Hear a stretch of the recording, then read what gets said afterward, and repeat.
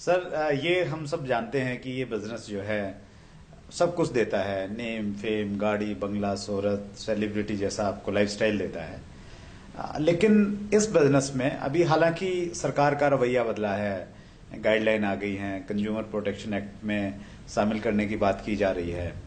ये सारी चीजें तो हैं, लेकिन आज भी समाज में डायरेक्ट सेलिंग को वो सम्मान नहीं मिलता, वो इज्जत नहीं मिलती जिसकी शायद ये इंडस्ट्री हकदार है। तो क्या आपको लगता है कि ये स्थिति बदलेगी? देखिए, हकदार बहुत सारी चीजें होती है, लेकिन एक सामाजिक एक प्रोसेस होता है, नेचर का एक नियम होता है। उस नेचर के नियम के हिसाब से किसी को भी हक मिला करता है। मैं आपको एक छोटा सा एग्जांपल देना चाहता हूं। आज के 80-90 साल पहले फिल्मों को भी सामाजिक मान्यता नहीं थी। हमारी परिवार की कोई लेडीज जो है ना, फिल्मों में नाच नहीं सकती थी, डांस नहीं कर सकती थी। और हमारे बुजुर्ग इसको एकदम निकृष्ट काम मानते थे कि भाई ये सभ्य समाज का काम नहीं है कि फिल्मों में डांस करना। और उस जमाने में जिन भी कलाकारों में इस इंडस्ट्रीज में अपना कदम रखा, संघर्ष किया, उसको हर व्यक्ति को उन सारी कठिनाइयों का सामना करना पड़ा। लेकिन धीरे धीरे ये बात लोगों को समझ में आई। और आपने क्या देखा कि धीरे धीरे जिन फिल्मों को चुप चुप कर लोग बाग देखते थे और उन्हीं फिल्मों को आज कैसे देखते हैं। आज हमारा बच्चा, हाय डैडी मैं आज रात को लेट आऊंगा, मैं फिल्म देखने जा रहा हूं। आज इतनी बड़ी सामाजिक मान्यता उसको मिल गई है। एक समय कोई भी बाप ये नहीं चाहता था कि मेरी जो बेटी है फिल्मों में डांस करे, और आज हर बाप चाहता है कि मेरी बेटी ऐश्वर्या राय बने। तो एक प्रोसेस है, समय लगेगा। समय इसलिए भी लगेगा क्योंकि इस बात को समझने में समय चाहिए। क्योंकि हमारे जितने भी लोग हैं जिनको हम बड़े पदों पे देखते हैं, जो बड़े बड़े पदों पर हैं, चाहे वो प्रशासनिक सेवा में हो, चाहे राजनीतिक में हो, उन सारे लोगों ने अपने जीवन में डायरेक्ट सेलिंग का नाम नहीं सुना। तो अगर उनसे हम आशा रखते हैं कि वो सीधा एक ही बार में समझ जाएंगे, ऐसा नहीं होगा। जैसे जैसे फिल्मों को समझने का मौका मिला, वैसे डायरेक्ट सेलिंग को भी धीरे धीरे समझेंगे।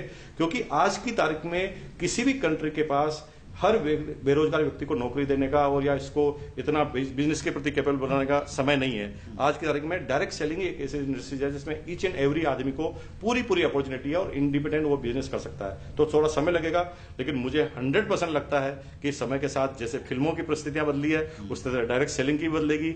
जज भी समझेंगे, पुलिस वाले भी समझेंगे। आने वाले समय में आप देखेंगे कि इस फील्ड का नाम नंबर 1 पर होगा। ऐसा तक भी, मैं तो कई बार अपने विजन की बात करता हूं। मैं जब अपनी डायरेक्ट सेलिंग में जिस कंपनी में काम करता था, उसमें भी अपने विजन के बारे में बात करता था कि भाई तुम लगे रहो, ये कोई एक प्रोडक्ट का बिजनेस नहीं है। एक दिन ऐसा भी होगा कि तुम आसाम में तुम्हारी डाउनलाइन जो है वो भगवान के सामने बोलेगी ओम जय जगदीश हरे, तो तुम्हारे घर में आएंगे हरे हरे। तो मैं विजन की बात करता हूं, और मैं विजन की बात करते हुए कहता हूं आपको कि अभी आपको और हमें लगता है कि भाई डायरेक्ट सेलिंग जो इंडस्ट्रीज ऐसी है। मुझे अच्छी तरह पता है कि 1,75,000 की कार लेनी थी मुझे, मारुति 800 पहली, तो मुझे लोन नहीं दिया गया। क्यों नहीं दिया गया? कि उन्होंने कहा कि भाई आपकी जो इनकम है ना वो परमानेंट सोर्स से नहीं है, डायरेक्ट सेलिंग एक स्कीम है, वॉट एवर। क्योंकि उनकी गलती नहीं थी, उन्होंने जो अपने जीवन में समझा था, जितना उनका नॉलेज था उसके बारे में उन्होंने मेरे को कहा और मुझे लोन नहीं दिया था।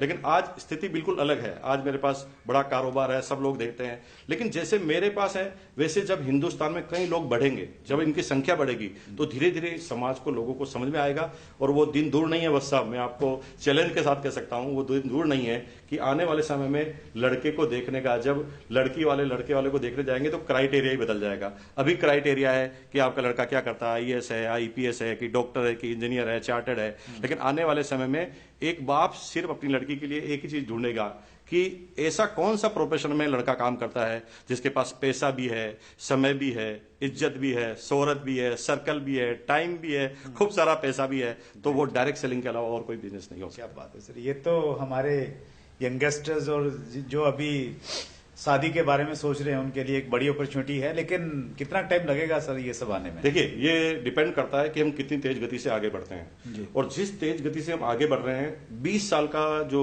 इतिहास है डायरेक्ट सेलिंग का हिंदुस्तान का, उसके अंदर बहुत कुछ परिवर्तन आ गया है। गवर्नमेंट पहले ये बात मानने तक के लिए तैयार नहीं थी कि इस तरह का भी कोई बिजनेस होता है। लेकिन आज गवर्नमेंट इनिशिएटिव लेती है और गवर्नमेंट ऑफ इंडिया तक डायरेक्ट सेलिंग पर गाइडलाइन जारी करती है। तो वो दिन दूर नहीं लगता। मुझे लगता है कि अगले 5 से 10 साल के अंदर वो वक्त आएगा कि कैरियर अपॉर्चुनिटी के अंदर डायरेक्ट सेलिंग को नंबर 1 पर रखा जाएगा। Great sir, thank you so much sir. और हम सब उम्मीद कर रहे हैं और इसी उम्मीद के साथ में इस इंडस्ट्री पे काम कर रहे हैं।